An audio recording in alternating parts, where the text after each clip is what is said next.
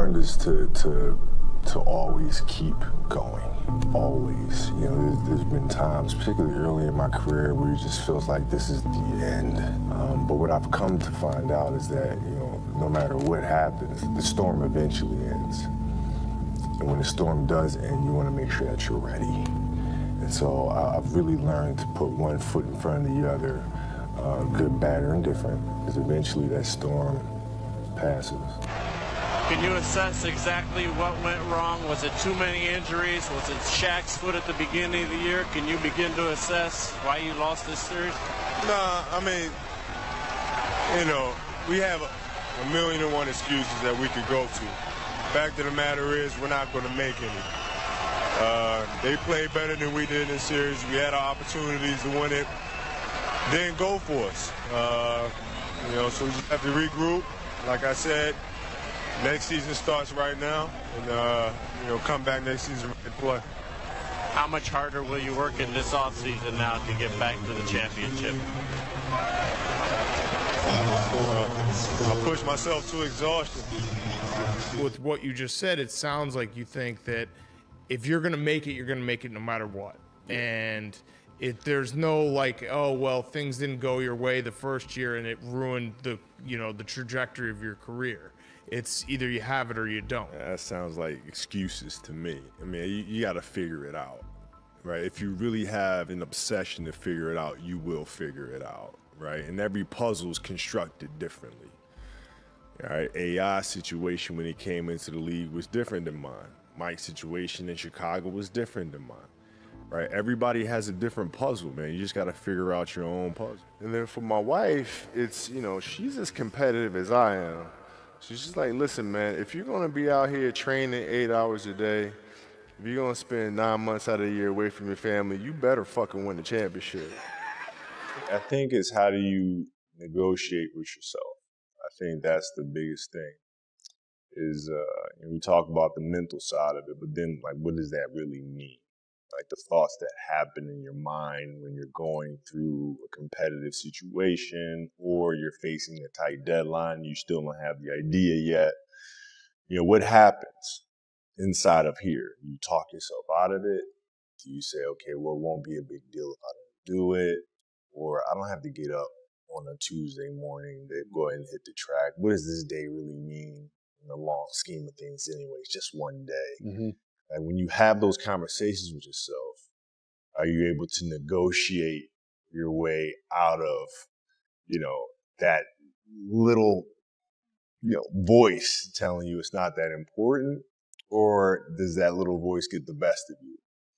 I think that's what separates people who go on to do great things versus people who don't, or people that do great things but in an inconsistent way. When we say this cannot be accomplished, this cannot be done, then we are shortchanging ourselves.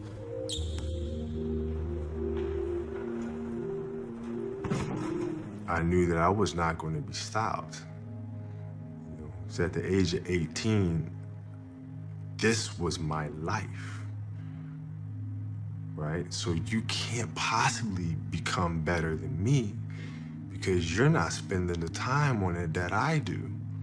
Even if you want to spend the time on it, you can't because you have other things. You have other responsibilities that are taking you away from it. So I already won. And that's the thing that's important, is understanding that we have to have so much energy. Because for like Natalia and Gianna when they were babies, especially Natalia because she was doing prime years, and I'd go to practice and I'd train and, you know, I'd play the game and, you know, I'd come home and I'd be sore and I'd be tired. And she wants to go swimming, she wants me to take her to the park, she wants to just jump on my back or whatever the case may be. You can't say, I'm too tired, I'm going to lay down. That's not fair. She don't know what the hell's going on, right? And if this was a game, you'd suck it up and play. I played games with the flu. I played games with 102-degree fever, man. Powerful. You can't do that. That is so powerful. Right? You gotta be on, man. I think it's just finding what it is that you love to do. Like don't feel like I worked a day in my life. You know, it's hard work as it's defined by the world, but to me, there was no place I'd rather be. Like you can't, like I'd rather not be anywhere. I'd rather be on the track at 4 in the morning running wind sprints and, than be in a weight room at 6, and then be on the court at 9, and then, train till 3, and then be back. Like I'd rather be doing that than anything else. So it wasn't like it was hard work. I just found what it is that I love to do. And I think one of the things for some, if you follow basketball or not, that you and Mike had in common is that it wasn't, hey, I'm going to take 8 games off this year to try to stay healthy. The mindset of knowing, like that to you is comical, right, to do that. What the hell is that, man? I don't know what that is. That's crazy. Seriously, it's crazy. Like, you got a lot of people paying their hard-earned money to come watch you perform. Perform. It's your job to be in shape. It's your job to be strong enough to perform at that level every single night. And as a competitor, I'm not ducking shit. Like it's not, oh my God, my back hurts, I'm sore. We got to play Vince Carter and Toronto Raptors tonight. We actually had this happen. We had a game against Toronto in 2000. And Vince was tearing the league up. My back was jacked. But like the perception of that, like what? Kobe's missing the game against Toronto and Vince Carter because my back was really spasming. But people will be like, what? Oh, he's ducking Vince. Excuse me? No, I don't think so. So I would be in the layup line like, okay, there's a lot of days where, you can rest and recover. Today ain't one of them. Your back can bother you any other day. That shit ain't bothering me today. He gonna have to see me today. Yeah. Oh, man. Yeah. What I always try to do through injuries is not think about them, because when the game itself is more significant than the injury, you don't feel the injury. The injury won't get in the way because it's not important to you. As time goes on, I'm sitting there 70, 80 years old, and I'm going to be wondering if I could have come back from this injury. Mm-hmm. I don't want to wonder. I want to find out. We got to get to that 60-point game. I want to see, man. We got to get to that game. Yeah, if the critics are out there saying he's done, he'll never come back, well, maybe you're right, maybe you're not. But let's find out. Well, it's been tough, but when I have tough situations, I try to look at them as challenges. I don't look at them as something where it becomes a burden or something that's heavy on my shoulders. I look at it as a challenge. It's something that, it's just a puzzle that you have to figure out no matter what. You pull your hamstring really, really badly. You can barely walk, right? Let alone play anything. Soccer, basketball, volleyball, whatever it is. Can't do anything. Doctor tells you go home, sit up on the couch, rest your hammy, right? Stay off of it, don't get up, no sudden movements. You're at home, all of a sudden a fire breaks out in the home, right?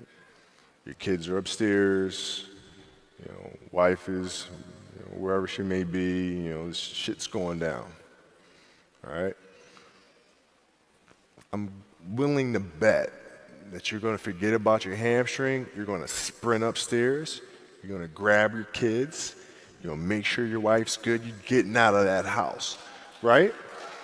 Hamstring be damned. You're not going to feel your hamstring, right? And the reason is because the lives of your family are more important than the injury of your hamstring. And so when the game is more important than the injury itself, you don't feel that damn injury. Not at that time. You can't shortchange yourself. Like you're not cheating anybody but yourself. Right? I mean, you're tired. You're literally this far away from the line why would you not go that extra to touch the line, right? So if I let him get away with that, right, all of a sudden he starts maybe a cheat something over here, right? Not give his best over here, not give his best over here. And as years go on, he's going to be he's not going to reach his full potential because he's been taking these little shortcuts that just add up. And you can't let that happen. Our job as teachers, as mentors, as inspirers, it's our responsibility to hold them accountable to those things. And that's all you need, just to reload. Yeah, because I'm already in shape. I don't need to sleep to be in shape to ready to go. Like, I can run all day already. My stamina's already where it should be. So like whether or not I'm sleepy or not, like being sleepy and then being fatigued are two different things. I can play the game and be sleepy and not be fatigued. It's fine. What's the least amount of sleep you play the game on? No Is sleep. there a story where it's like, no one knows about, where you went and played a game and it was so insane for whatever reasons? No sleep. You played a game with zero sleep. Zero sleep. Zero sleep. It's like, kids, Natalia had a certain, health situation or what have you, and you're staying up all night, and then you got to go out and perform because fans don't know, teammates don't know, nor do they care, nor should they, that you've been up all night. You got to perform, right? And so you just got to go to work, man. That's respect. That's it. Respect. Doing things like that, and I say, listen, you know the answer to that. I don't know.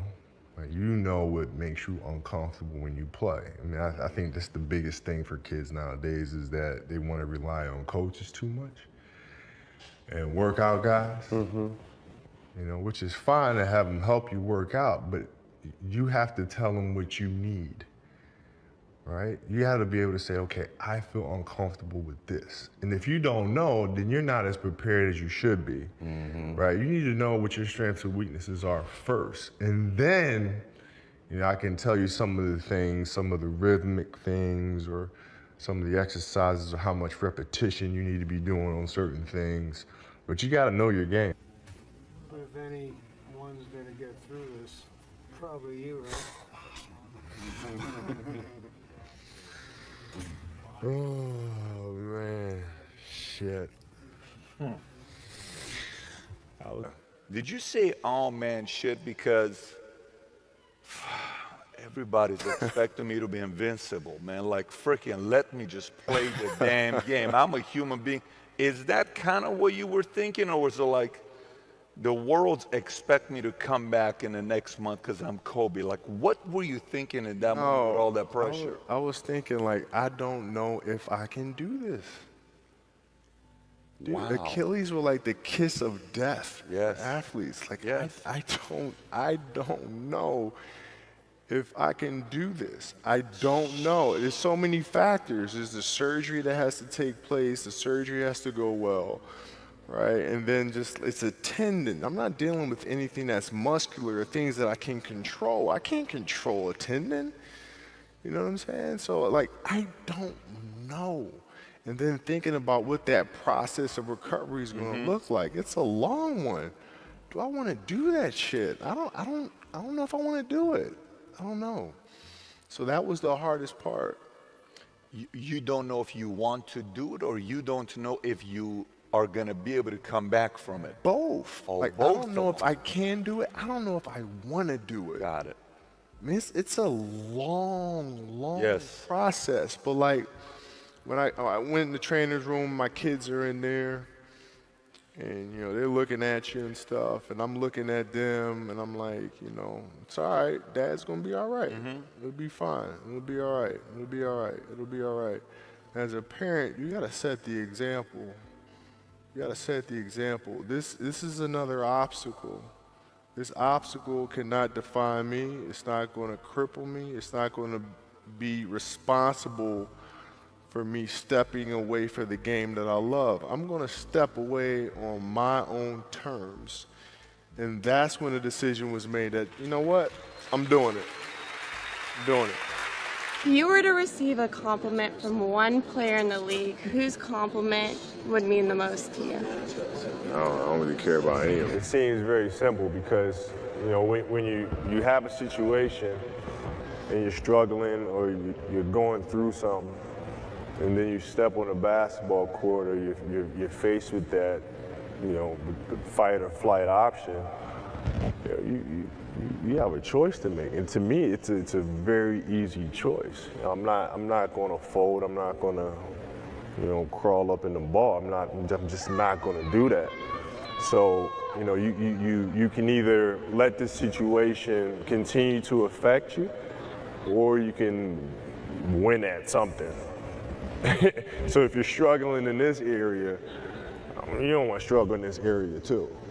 You know, so you want to, you know, try to compartmentalize your emotions and focus on what you're doing at that moment in time.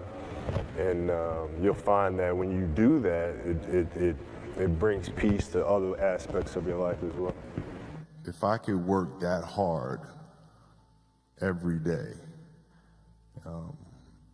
with being blessed with the physical tools that I have, what would my career be? And I made a promise to myself from that day that I was going to work that hard every single day so that when I do retire, I have no regrets. And that was the most important thing for me, is to leave no stone unturned, get better every single day. And if I lived that way, then over time, you know, I'd have something that was beautiful. But that was my philosophy. It seems like a pretty simple one, but you know, if you live your life to just get better every single day, and you do that for 20 years, I mean, what do you have?